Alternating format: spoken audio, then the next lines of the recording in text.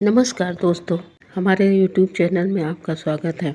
आज का हमारा टॉपिक है हिम्मत ना हारिए। दूसरों के छिद्र देखने से पहले अपने छिद्रों को टटोलो। किसी और की बुराई करने से पहले यह देख लो कि हम में तो कोई बुराई नहीं है। यदि हो तो पहले उसे दूर करो।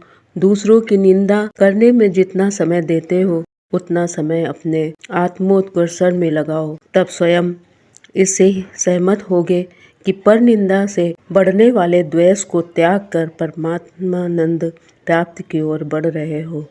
संसार को जीतने की इच्छा करने वाले मनुष्यों, पहले अपने को जीतने की चेष्टा करो।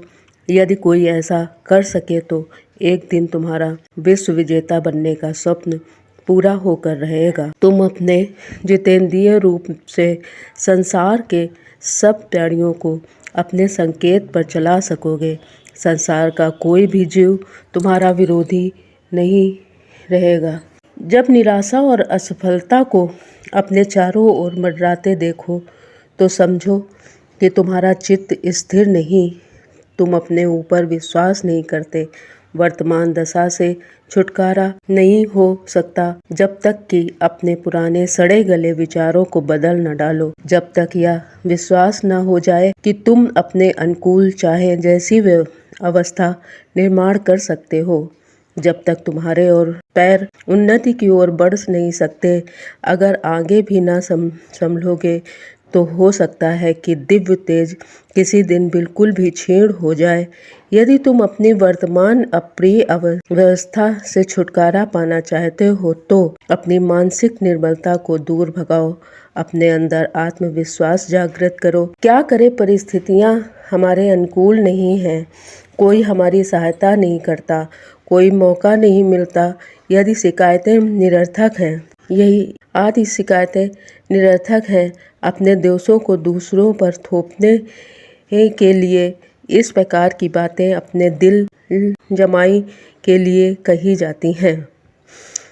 लोग कभी प्रारब्ध को मानते हैं, कभी देवी देवताओं के सामने नाक रगड़ते हैं। इन सब का कारण है अपने ऊपर विश्वास करना होना। दूसरों को सुखी देखकर हम परमात्मा के न्याय पर उंगली उठाने लगते हैं, पर यह नहीं देखते कि जिस परिश्रम से इन सुखी लोगों ने अपने काम पूरे किए हैं, क्या वह हमारे अंदर है। ईश्वर किसी के साथ पक्षपात नहीं करता। उसने वह आत्मविश्वास सबको मुक्त हाथों से प्रदान की है जिसके आधार पर उन्नति की जा सके। संसार के सारे महापुरुष प्रारंभ में साधारण श्रेणी योग्यता क्षमताओं के व्यक्ति रहे हैं। इतना होने पर भी उन्होंने अपने प्रति दृष्टिकोणहीन बनने दिया और निराशा को पास नहीं फटकने दिया। आत्मविश्वास एवं अविरल अध्यवसाय के बल पर वे कदम कदम आगे बढ़ते ही गए। प्रतिकूल परिस्थितियों में भी वे लक्ष्य से विचलित नहीं हुए। नगण्य से साधना और अल्प योग्यता से होते हुए भी देश, धर्म, समाज और मानवता की सेवा में अपने जीवन की आहुति समर्पित कर समाज के सामने उदाहरण प्रस्तुत कर गए और कोटि कोटि जनों को दिशा प्रदान कर गए।